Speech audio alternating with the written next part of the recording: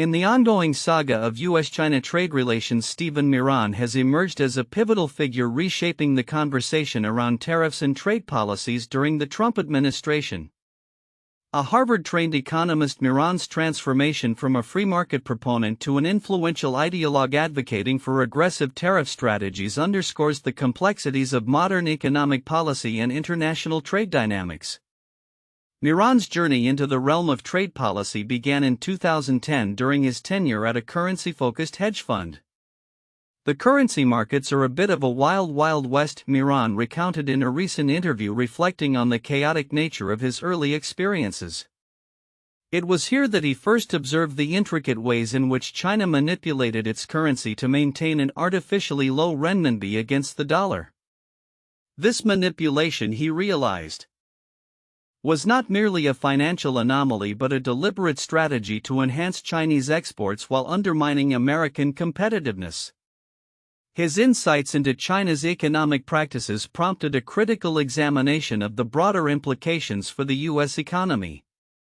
Miran noted watching the accumulation of Chinese currency reserves in dollars accruing from exports was absolutely eye-opening. This realization fueled his concern over non-market barriers, higher tariff rates than those imposed by the U.S., and widespread intellectual property theft, all of which he believed were detrimental to American economic interests. The question that lingered in his mind was profound: why had policymakers seemingly ignored these long-standing issues? As Miran aligned himself with the Trump administration, his expertise on tariffs became increasingly influential, particularly as the administration sought to implement a more hawkish trade strategy. His perspectives resonated with Trump's vision of an America First economic policy, which emphasized the need to rectify trade imbalances that had plagued the U.S. for decades. Miran's approach, however, was not without controversy. Critics have pointed out the incoherence in tariff strategies and the potential repercussions for both the domestic economy and global markets. In a climate marked by uncertainty, Miran's role has become particularly critical. As tensions between the U.S. and China escalate, the economic repercussions of tariff policies have drawn widespread scrutiny. Recent reports indicate that the global markets reacted positively to a temporary halt on sweeping tariff rollouts, suggesting that investors remain wary of the potential fallout from protracted trade disputes. The broader implications of these policies extend beyond immediate economic concerns as they threaten to reshape alliances and trade partnerships on a global scale. Looking ahead, the trajectory of U.S.-China relations remains uncertain. Miran's advocacy for stringent tariffs reflects a shift in economic strategy that could redefine the international trade landscape. As the administration navigates the complexities of trade negotiations, the balance between protecting American interests and fostering global economic stability will undoubtedly remain a contentious issue. The evolving narrative of trade policy influenced by figures like Miran is poised to shape the economic dialogue for years to come, underscoring the need for a nuanced understanding of the interplay between national interests and global economic realities. In a remarkable display of talent and composure, Adriana Eaton has once again made headlines in the world of high school golf by claiming the Rhode Island Interscholastic League RIL Girls Golf Championship for the second time in 3 years. Her impressive performance, which included rounds of 66 and 75, culminated in a total score of 141, securing her victory at Cranston Country Club. The championship win underscores Eaton's prowess on the course as she showcased a blend of precision and steadiness that has become her hallmark. Her ability to consistently hit fairways and greens, combined with a reliable putting game, allowed her to maintain composure under pressure. "It's all about staying focused and trusting my process," Eaton shared after her win, highlighting the mental aspect of the game that can often be just as crucial as technical skill. Eaton's success is not merely a result of her natural talent, it reflects the rigorous preparation and dedication she has exhibited over the years. This victory has significant implications, further solidifying her status as a rising star in the sport and setting the stage for her future aspirations, which may include collegiate golf and beyond.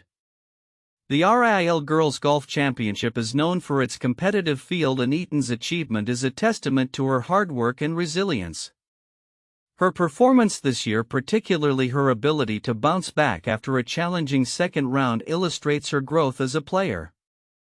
"Every round is a learning experience," she noted, acknowledging the challenges that come with high-stakes competition. As the golf season progresses, all eyes will be on Eaton to see how she continues to develop her game. With her sights set on future championships, including potential participation in national tournaments, her recent victory serves as both a personal milestone and a stepping stone toward greater accomplishments in the sport. Golf enthusiasts and aspiring players alike are eager to follow her journey, as she exemplifies what it means to be a dedicated and passionate athlete. In a sport where mental fortitude and skill intersect, Adriana Eaton's triumph at the RIL Girls Golf Championship not only marks a significant achievement in her young career but also highlights the promising future that lies ahead for this talented golfer. The golf community will undoubtedly be watching closely as she continues to make her mark on the course. Sacagawea, a name etched in the annals of American history, symbolizes the complexities of indigenous experiences during a transformative era for the United States. Often remembered merely as the guide for the Lewis and Clark expedition, her story is imbued with deeper significance that transcends this singular role. Sacagawea's life, interwoven with themes of resilience, survival, and cultural exchange, offers a poignant reflection on the broader narrative of westward expansion and its impact on native tribes.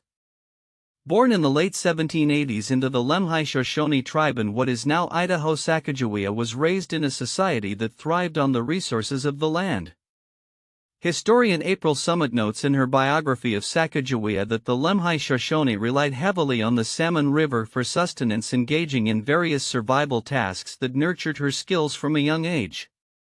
However, her life took a tragic turn at the age of 10 when she was abducted during a conflict with the Hidatsa tribe, leading to her captivity in what is now North Dakota. Sacagawea's forced marriage to Toussaint Charbonneau, a French-Canadian fur trader, marked a significant juncture in her life. Historical accounts suggest that Charbonneau acquired Sacagawea under dubious circumstances, possibly through a gambling bet or barter. A grim illustration of her lack of agency. Deborah Magpie Illing, a member of the Bitterroot Salish tribe, emphasizes the darker implications of this marriage, highlighting how such unions often served as strategic alliances between indigenous peoples and European settlers rather than romantic partnerships. The backdrop of Sacagawea's life was the monumental Louisiana Purchase of 1803, which doubled the size of the United States and heralded a wave of settlers driven by the ideology of manifest destiny. This expansionist fervor brought not only opportunities for exploration but also profound conflicts with native communities whose ancestral lands were increasingly encroached upon. By 1804, as Sacagawea was 6 months pregnant, Lewis and Clark arrived at the Hidatsa settlement, setting the stage for her pivotal role in the expedition that would chart a course through these contested territories. Recruited for her linguistic skills and cultural knowledge, Sacagawea embarked on the expedition with her husband and newborn son Jean-Baptiste Charbonneau. As the only woman and the youngest member of the Corps of Discovery, her contributions were invaluable. Lewis and Clark's journals, though sparse in their mentions of her, reveal moments of her strength and capability. For instance, during a critical incident when their boats capsized, Sacagawea's calmness preserved essential supplies and documents, prompting the explorers to honor her by naming a river after her. Her linguistic fluency in Shoshone and Hidatsa proved vital during negotiations with tribes along the expedition's route. A poignant moment occurred when she encountered her long-lost brother Kamiwade while negotiating for horses, an event that stirred deep emotions and underscored her personal connection to the land they traversed. Sacagawea's knowledge of edible plants, routes, and survival skills further solidified her role as an indispensable member of the expedition. Notably, she even participated in decisions regarding the group's campsite, a rarity for women of her time, thus foreshadowing her significance in the fight for women's rights. Despite her critical contributions, Sacagawea's life after the expedition remains shrouded in uncertainty. Following their return, Charbonneau received compensation for his role while Sacagawea was left without recognition or reward. Historical records suggest that she bore another child and worked for the Missouri Fur Company, but her life was cut short by illness in 1812, though some accounts propose she lived on remarrying and integrating into other tribes. Today, Sacagawea's legacy is commemorated in various forms, from the U.S. golden dollar coin to monuments and literature that celebrate her enduring impact. Her image serves as a reminder of the complexities of American history, particularly in the context of indigenous experiences during the westward expansion. As Deborah Magpie Illing articulates, the narrative of Sacagawea has been mythologized, often overshadowing the painful truths of land dispossession and cultural erasure.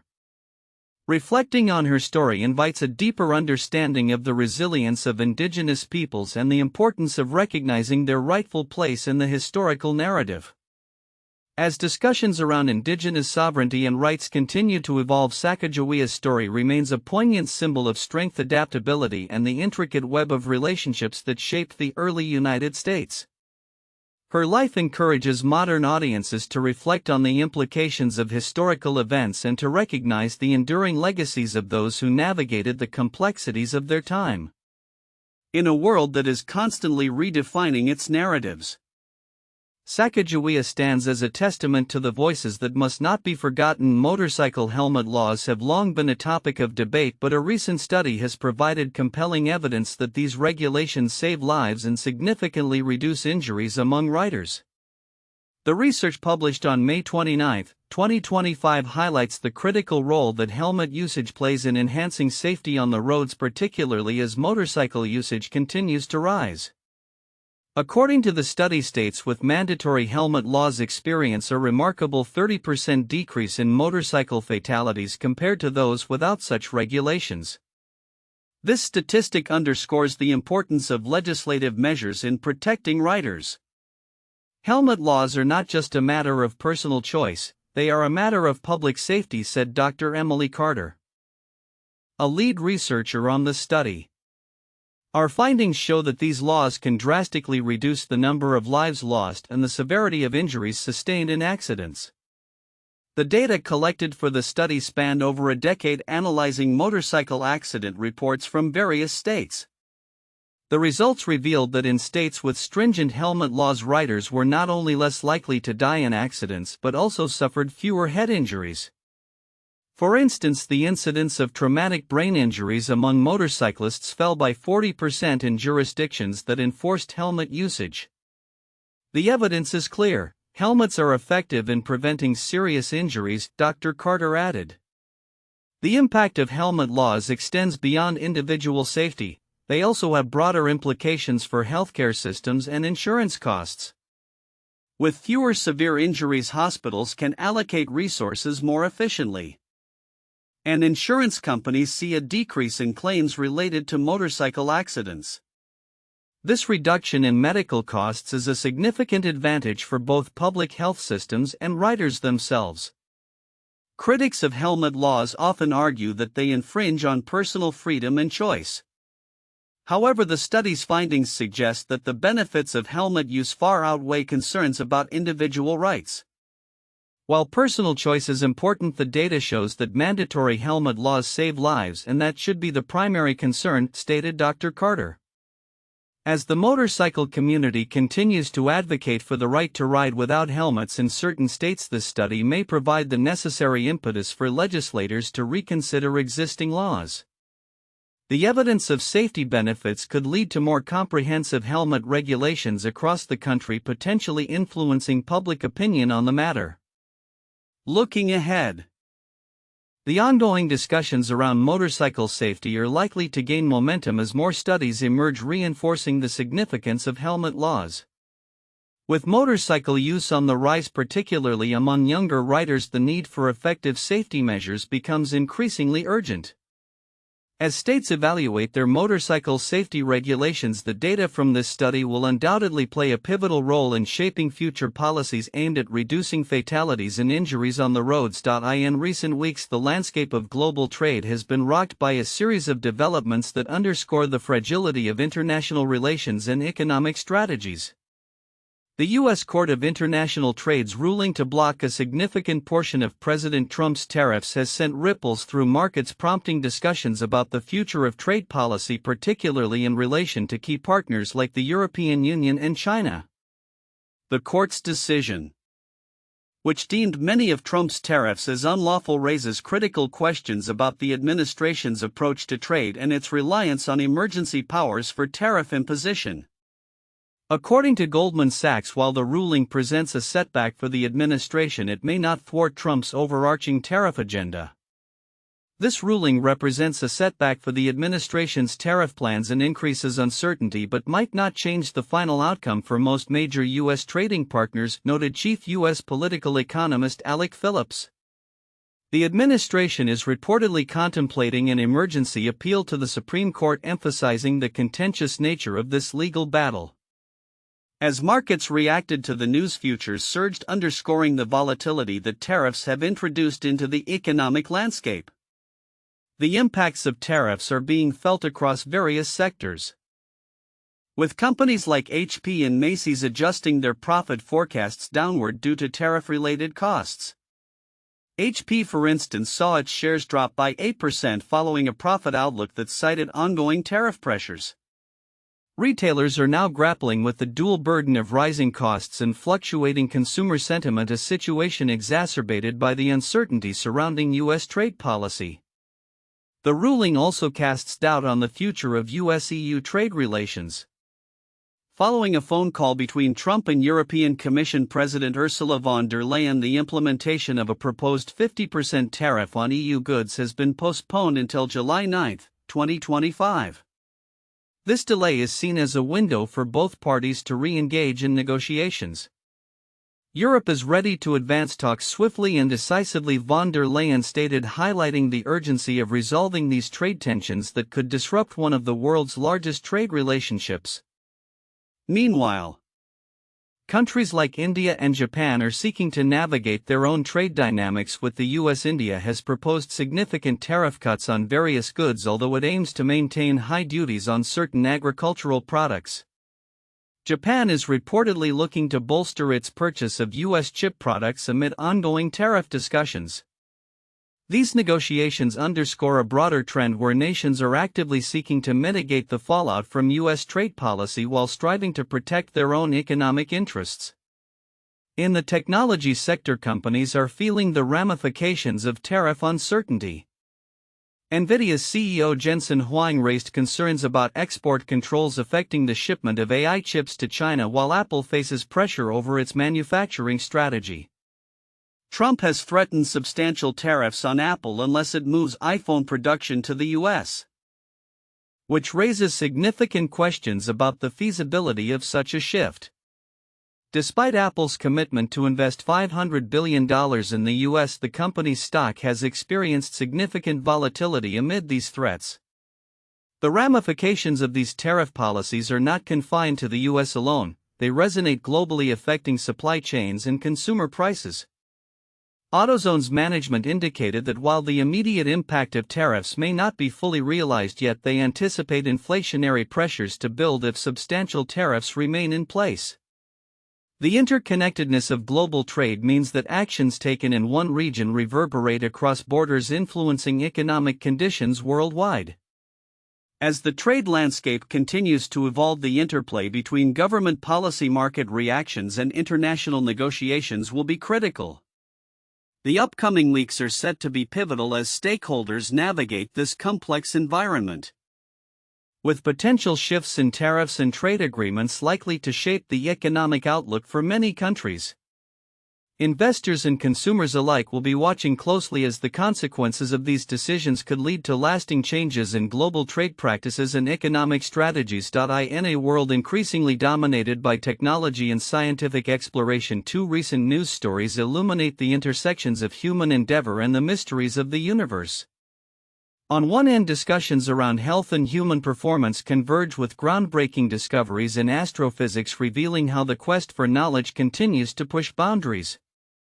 In a surprising statement, Robert F. Kennedy Jr. has suggested that if elected, he may restrict scientists from publishing in leading medical journals. This announcement has sparked considerable debate within the scientific community, raising concerns about potential censorship and its implications for scientific discourse. Experts argue that limiting publication access could hinder the dissemination of vital research and stifle innovation in public health. Restricting access to prominent platforms for scientific findings not only undermines academic freedom but also jeopardizes public trust in science, remarked a leading figure in the field, emphasizing the critical role of open dialogue in advancing medical knowledge, particularly amid ongoing public health challenges. On a different front, astronomers have made a remarkable discovery that adds a new layer to our understanding of the cosmos. A mysterious celestial object designated escape J1832-0911, located 15,000 light-years away, has been observed emitting bright flashes of both X-rays and radio waves, phenomena that have left scientists puzzled. Using NASA's Chandra X-ray telescope, astronomers captured these emissions, which occur in a distinct pattern, flashing for 2 minutes every 44 minutes. This object is unlike anything we have seen before, stated Zhang Andy Wang, the lead researcher from Curtin University, highlighting the unprecedented nature of the findings. The discovery of escape J1832-0911 marks a significant milestone in astrophysics, as it represents the first known long-period transient LPT to emit high-energy X-ray light in addition to its low-energy radio signals. This dual emission raises intriguing questions about the object's nature, whether it is a highly magnetic neutron star known as a magnetar or a white dwarf in a binary system. This discovery could indicate a new type of physics or new models of stellar evolution, Wang noted, suggesting that investigating such objects could unlock deeper insights into cosmic mechanisms.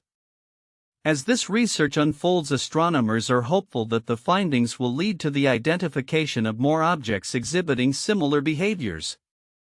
Nanda Ray, a member of the study team, remarked, finding one such object hints at the existence of many more, suggesting that the universe may hold additional secrets yet to be uncovered.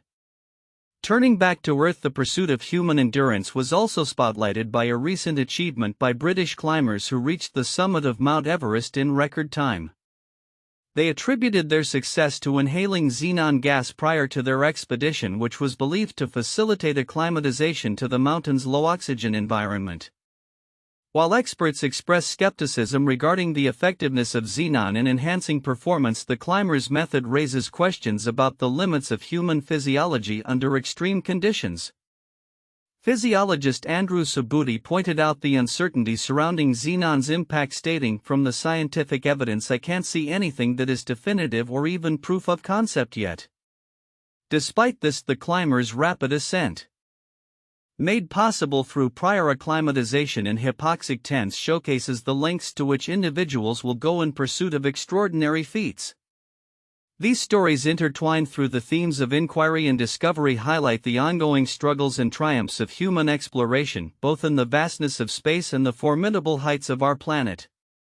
As we continue to explore the unknown, the implications of research in both realms are profound, suggesting that the future may hold even greater revelations. The intersection of science and human experience not only enhances our understanding of the universe but also challenges us to reconsider the boundaries of what is possible. In a groundbreaking study, researchers have harnessed the power of natural language processing (NLP) to analyze trends in polymer science, a field that has significantly impacted human life for over a century. This innovative approach addresses the daunting challenge of sifting through a vast amount of scientific literature which has proliferated alongside the growth of the discipline. The study, conducted by Yoshifumi Yamamoto, Yoichi Mototake, and Takaki Onishi, was published in the Polymer Journal on May 29, 2025, and offers a fresh perspective on data-driven research methodologies. Polymer science encompasses a wide range of applications from medical devices to sustainable materials, making it essential to keep abreast of emerging trends and research directions. However, the sheer volume of published papers, especially those containing the keyword polymer since 1991, poses a significant barrier to effective analysis. The authors employed advanced NLP techniques including latent Dirichlet allocation LDA singular value decomposition SVD and non-negative matrix factorization NMF to automatically identify and extract relevant trends from the data. Our findings indicate that these topic modeling techniques can successfully capture trends across various fields of polymer science over the past 3 decades, said Yamamoto. This automated analysis not only streamlines the review process but also enhances the ability of researchers to glean insights that would otherwise be obscured in the extensive literature. The researchers noted that such NLP-based topic models represent a promising avenue for further extracting valuable information from scientific texts. The study's implications extend beyond mere data analysis. By applying these models, researchers can identify key themes and shifts in polymer research, enabling them to focus their efforts on the most pertinent areas of investigation. This capability is particularly critical in a field where innovation is rapid. And understanding the trajectory of research can inform future developments and collaborations. In the context of accelerating technological advancements, the implications of this research are significant. As artificial intelligence and machine learning continue to evolve, the integration of NLP in scientific research will likely become increasingly prevalent. The ability to automate literature reviews and trend analyses not only saves time but also fosters a more comprehensive understanding of the scientific landscape. As the authors conclude, the advent of NLP-based tools signifies a transformative period in polymer science and potentially other scientific domains. The capacity to process and analyze data at unprecedented scales will undoubtedly play a crucial role in shaping the future of materials research and development. Moving forward, researchers and institutions can anticipate a growing reliance on such technologies to navigate the complexities of scientific literature, paving the way for innovative discoveries and applications in various fields. In a significant reshaping of leadership at Yeshiva University's Syms School of Business, a series of appointments and transitions reflect a strategic vision for growth and academic excellence. As the university moves forward, these changes aim to enhance the educational experience and adapt to the evolving landscape of business education. Dr. Tamar Avnet has been appointed as Interim Associate Dean, succeeding Michael Strauss, who takes on the role of Interim Dean after the tenure of Dr. Noam Wasserman, who led the school from 2019 until May 2025. Avnet, who has been with the Syms School since 2006 and served as chair of the marketing department since 2012, brings a wealth of expertise in marketing strategy and consumer behavior. Her research, which has garnered over 3,500 citations, will be instrumental as she navigates her new responsibilities. Understanding consumer psychology is crucial for any business school today, Avnet remarked, highlighting the importance of integrating behavioral insights into the curriculum. Her focus on human judgment and decision-making will likely influence the school's approach to marketing education. Michael Strauss, now serving as interim dean, has been a key figure at the institution since 2008, holding various leadership roles. His background includes significant experience in turnaround management and strategic consulting, which he aims to leverage to guide the school through this transitional period. Strauss has a notable history of fostering entrepreneurial initiatives and teaching core management principles, which will be critical as the school seeks to enhance its academic offerings. Meanwhile, Dr. Pablo Hernandez Lagos has stepped into the role of chair of the Strategy and Entrepreneurship Department. His appointment aligns with the school's objective to elevate the quality of its programs. Since joining the faculty in 2021, Hernandez Lagos has focused on the intersection of economic growth and political consequences, with his research recently exploring the implications of generative artificial intelligence on entrepreneurship. We are committed to creating a world-class in-person STEM MBA program, which we plan to launch next year, he stated, emphasizing the department's goals of consistency and quality in teaching. The outgoing chair Dr. Sharon Poxter leaves behind a legacy of transformative leadership, having significantly increased enrollment in her department and spearheading the rebranding from management to strategy and entrepreneurship. Building environments where students and faculty thrive has been my passion, and I am excited to see how Dr. Hernandez-Lagos will continue this journey. Poxter remarked as she transitions to focus on new initiatives within the university. In addition, Dr. Janine Lasalita has been appointed chair of the marketing department, succeeding Avnet. With a focus on motivation and emotion, particularly nostalgia, her research has reached a wide audience, being featured in prominent publications. Lasalita aims to enhance the department by increasing research output and expanding faculty. These administrative changes at Yeshiva University's Syms School of Business not only signify a commitment to academic rigor but also reflect a strategic vision aligning with contemporary business challenges.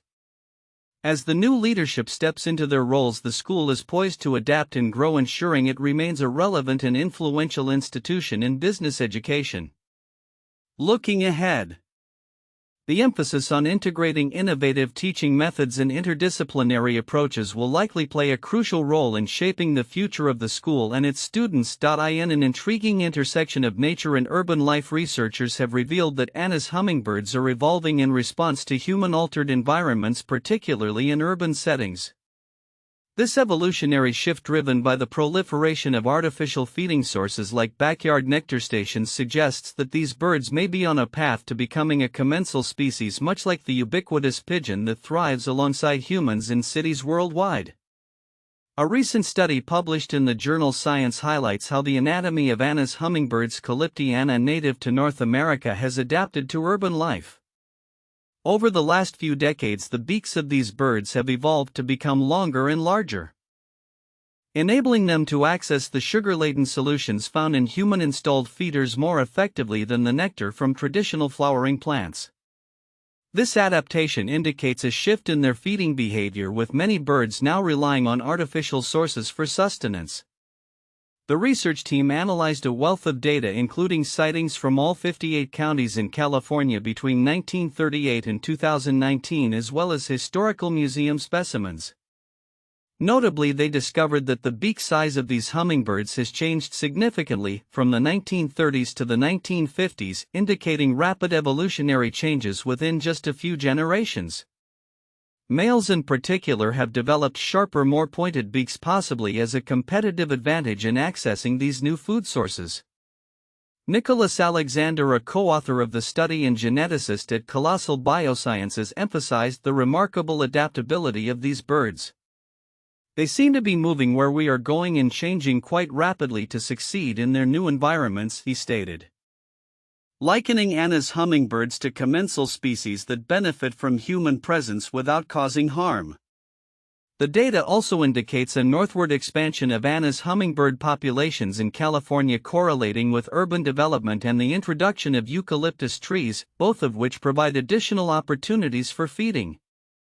This trend underscores the profound impact human activity has on wildlife, shaping not only the ecological landscape but also the evolutionary trajectories of species that learn to coexist with us.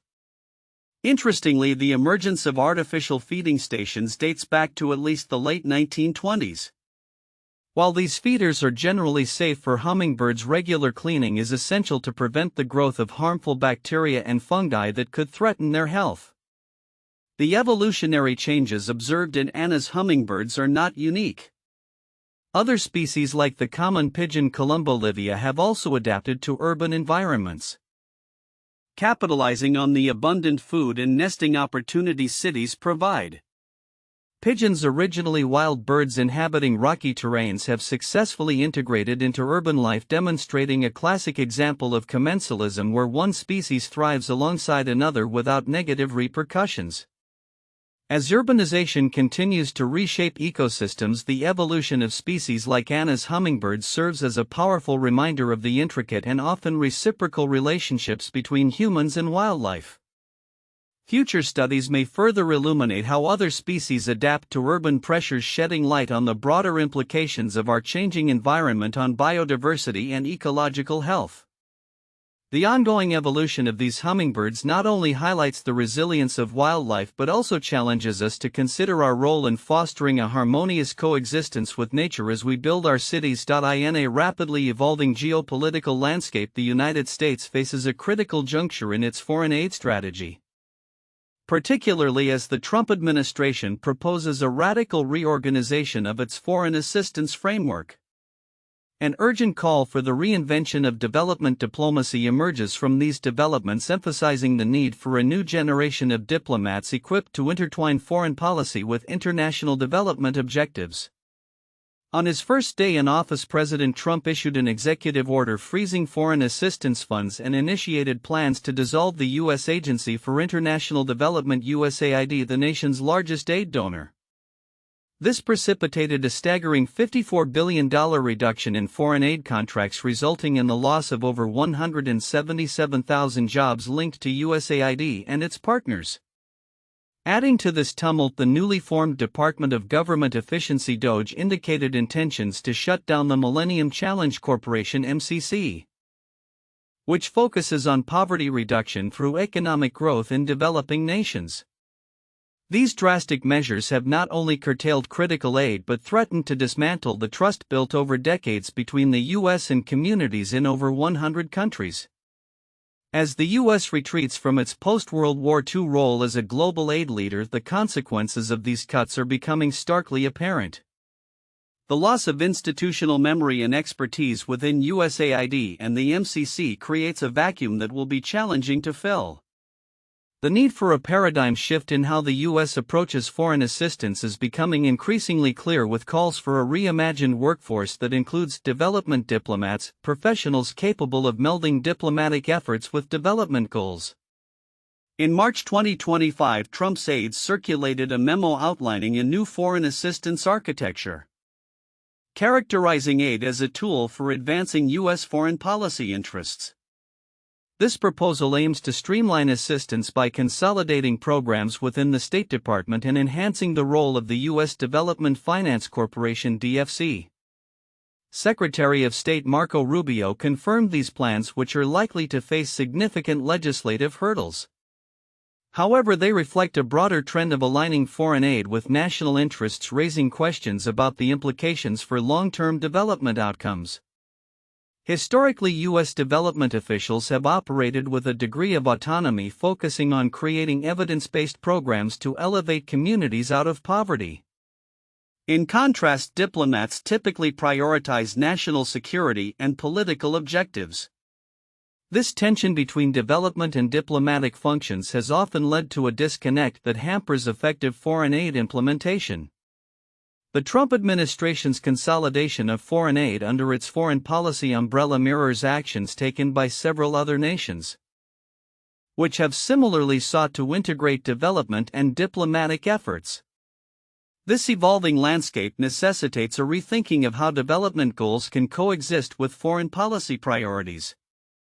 The concept of development diplomacy emerges as a potential solution, encompassing a strategic approach that leverages diplomatic tools to achieve sustainable development outcomes while advancing national interests. Development diplomats would require a diverse skill set, including negotiation tactics, understanding of political economies, and cultural intelligence to navigate the complexities of both diplomatic and development arenas. Fatima Z. Sumar, in her insightful commentary, argues for the urgent need to cultivate this cadre of professionals. She draws from her extensive experience in both diplomatic and development roles, illustrating how success in international development often hinges on the ability to negotiate across political lines. Sumar emphasizes that without trained development diplomats, opportunities for effective policy alignment will be lost, leading to further inefficiencies in aid delivery. To fully realize the potential of development diplomacy, the U.S. must invest in training programs that equip professionals with the necessary interdisciplinary knowledge to thrive at this intersection. Initiatives could include partnerships with academic institutions to develop curricula that blend foreign policy with development economics, thereby creating a robust pipeline of talent capable of addressing global challenges. As the global landscape shifts, the U.S. must reassess its commitment to international development. Rebuilding its foreign assistance framework will not only require financial resources but a fundamental investment in human capital capable of advancing both diplomatic and development goals. A renewed emphasis on development diplomacy could revitalize U.S. foreign aid efforts, fostering stability and prosperity in regions that are essential to global security and economic growth. The path forward remains uncertain.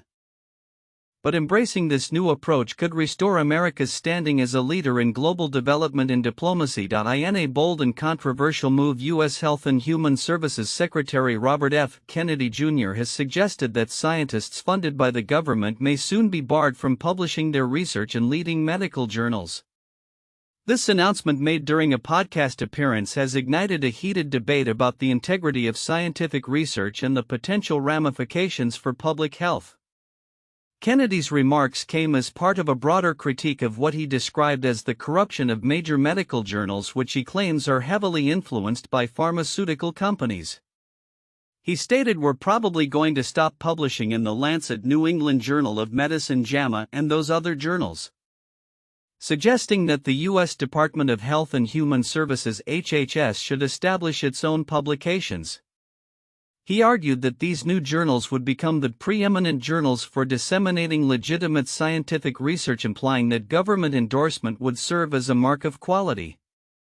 The implications of Kennedy's proposal are significant, as the journals he singled out are among the most respected in the medical community, collectively attracting millions of readers annually.